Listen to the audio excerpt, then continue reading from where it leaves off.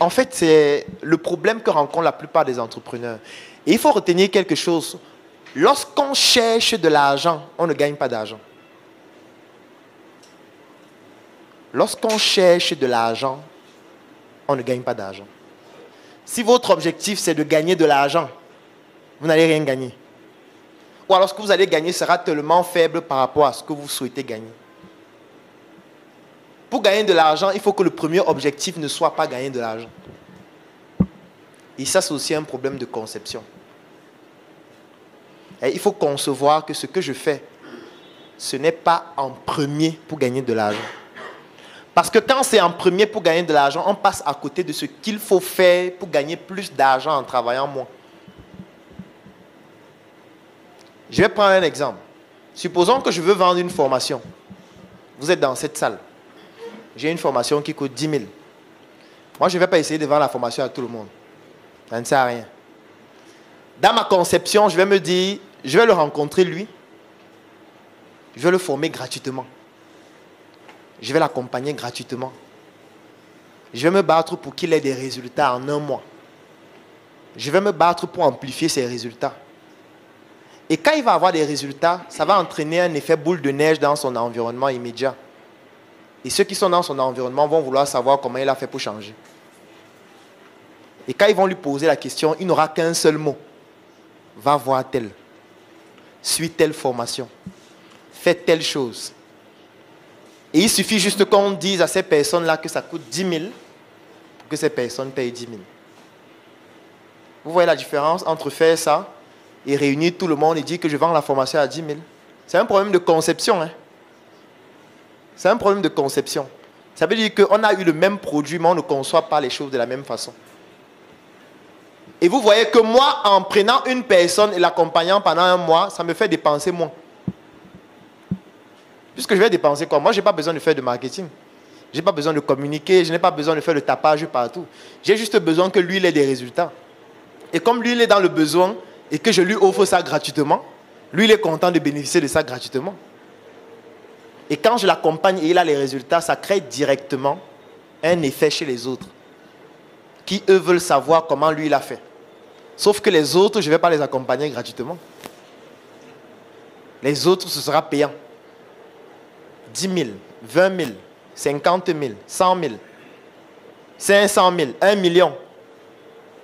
Et en fonction de la personne qui viendra, le prix sera différent en fonction de ses spécificités. C'est un problème de conception. Dans la conception, je peux le suivre en ligne. On n'a même pas besoin de se rencontrer physiquement. Je réduis encore les coûts. Ça veut dire qu'on ne se rencontre même pas. Et l'effet sera le même en dépensant moins. Alors que l'autre va dire que start-up là me perd du temps. Ils bavardent trop. Ils font les talks chaque jour. Moi, je préfère aller choquer sur le terrain. Pour lui, choquer sur le terrain veut dire quoi? Gars, j'ai une formation là, c'est 10 000. Trop cher. J'ai une formation qui va changer ta vie, c'est 10 000. Quand il te voit, toi-même, ta vie n'a pas changé. J'ai une formation, c'est du lourd. 10 000. Tu me prends pas 2500. Gars, il te dit 10 000, tu dis 2500 comment? J'ai d'abord dépensé combien pour 22 euros? Non, je vais écrire mon nom la semaine prochaine. Là, il est en train de croire qu'il choque sur le terrain, n'est-ce pas? Sauf qu'il perd du temps. Il perd en crédibilité. Parce que toutes les personnes qu'il rencontre, il laisse une mauvaise image à ces personnes, selon laquelle il est en train de vendre quelque chose qui n'a même pas apporté de résultat sur lui-même. Ça veut dire que plus il rencontre de gens et plus il perd en crédibilité. Plus il rencontre de gens et plus il perd en temps. Plus il rencontre de gens, plus il perd en argent. Parce que chaque rencontre, chaque discussion, c'est un coût qu'il est en train de perdre. Quand il va rencontrer tout le monde dans cette salle, il aura un fichier. J'ai rencontré 50 personnes aujourd'hui. C'est vrai que je n'ai effectué aucune vente, mais le Seigneur veille. Le lendemain, il va encore rencontrer 50.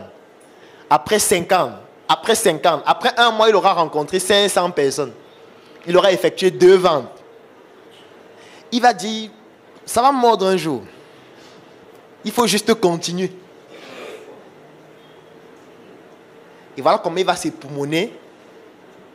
Et ça fait 500 personnes chez qui il aura une crédibilité qui a diminué. Et c'est après 1 mois, 2 mois, 6 mois, qui va se rendre compte qu'il perdait du temps. Alors qu'il aurait juste fallu qu'il vienne pendant un événement comme ça. Il présente son projet pendant un brainstorming et quelqu'un lui dit non, ce que tu veux faire n'est pas pertinent. Pour telle raison, telle raison, telle raison. Fais plutôt ça. Et tu auras tel résultat. Parce que moi, je l'ai déjà fait 10 ans avant, 5 ans avant, 3 ans avant. C'est ça la conception. La conception doit être l'activité qui vous prend le plus de temps.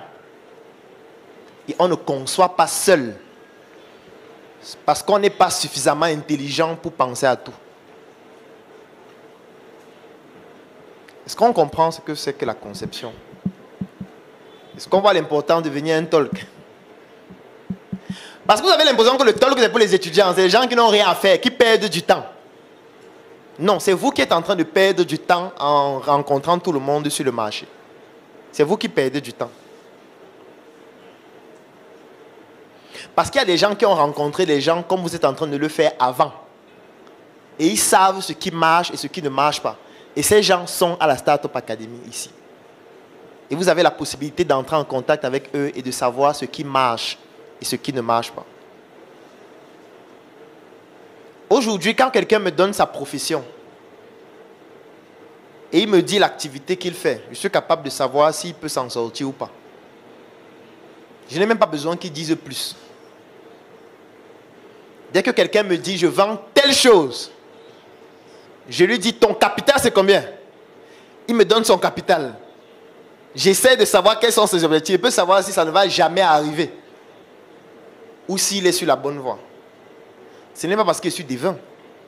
C'est parce que je rencontre des milliers de personnes au quotidien qui font ces choses. Et on a déjà analysé de milliers de combinaisons pour savoir que dans tel type de cas de figure, il y a tel type de choses qui ne fonctionnent pas. Ou alors qui ne peuvent pas fonctionner au niveau que tu souhaites.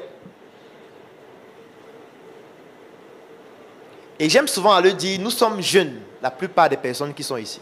Ça veut dire que c'est le moment en or où il faut perdre le moins de temps.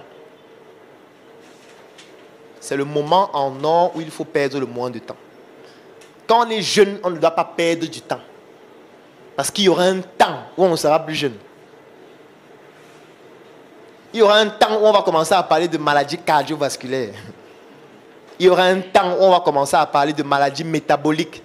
On va commencer à vous dire que vous avez le diabète, vous avez l'hypertension. Vous devez rencontrer votre cardiologue 1 fois par mois. Vous devez manger équilibré alors que vous n'avez même pas d'argent. Vous devez prendre 5 fruits par jour alors que vous n'arrivez même pas à manger normalement. Et là, ça devient plus compliqué. Alors qu'actuellement, on est jeune, on est étudiant. Parfois, on fait 2 cours par semaine, 3 cours par semaine. On a tellement de temps, mais on perd encore le temps précieux qu'on a. Et on croit qu'on est en train de travailler de manière efficace parce qu'on rentre fatigué chaque soir. Ce n'est pas parce que vous êtes fatigué après avoir travaillé que ça signifie que c'est efficace ce que vous faites. Je vous ai pris l'image de celui qui porte ces 10 sacs de ciment. Lui, quand il rentre le soir, mais c'est pas possible. Il faut d'abord chauffer l'eau. Dès qu'on chauffe l'eau, on va prendre le baume Saint-Bernard. On va finir tout un baume sur lui chaque soir. Il faut masser pendant au moins 1 à 2 heures. Lui, on ne peut pas servir sa nourriture dans l'assiette. C'est pas possible. L'assiette, c'est pour faire quoi? On va prendre un plateau où il a sa petite marmite à la maison. Où c'est à l'intérieur qu'on sert sa nourriture. Quand c'est le couscous qu'on fait, mais c'est pas possible. Il aura au moins 6 boules. Pour l'entrée. En fait, c'est pour dire quoi? C'est pour dire que voilà un gars qui croyait qu'il est en train de choquer.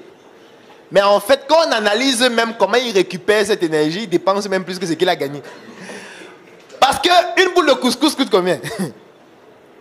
Et le sac qu'il porte à 25, ça coûte combien? Si on évalue le nombre de sacs qu'il a porté en une journée et la nourriture qu'il a mangée, peut-être même la nourriture la coûte plus cher que ce qu'il a porté toute la journée. Le baume Saint-Bernard, c'est combien? Le massage coûte combien? Si tu vas dans un bon institut, un massage d'1 heure, ça coûte combien? 20 000, le massage. Mais comme c'est sa femme qui masse, il croit que c'est gratuit. Mais elle ne va pas rester le masser à vie. Puisque quand elle va se rendre compte qu'il n'y a plus d'argent, elle va aller masser quelqu'un d'autre. Donc, pour dire quoi? Pour dire qu'il faut faire très attention. Il faut concevoir de manière efficace pour que les actions soient plus simples. Concevoir, ça passe par rencontrer des personnes. Ça passe par participer à des événements. Ça passe par exposer même sa bêtise. Parce que quand tu fais un talk, tu prends le risque d'exposer ta bêtise. Parce que tu crois que tu sais.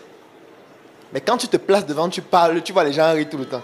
Après tu te dis, mais attends, c'est moi qui suis con. Parce que chaque fois que tu parles, les gens rient. Tu parles, les gens rient. Tu as l'impression qu'on est en train de se moquer de toi. Mais on est en train de se rendre compte que toi qui croyais être intelligent, en réalité, tu ne racontes que des bêtises. Et le but, c'est de te choquer au point où tu comprennes que tu n'es pas suffisamment intelligent pour n'avoir plus rien à apprendre.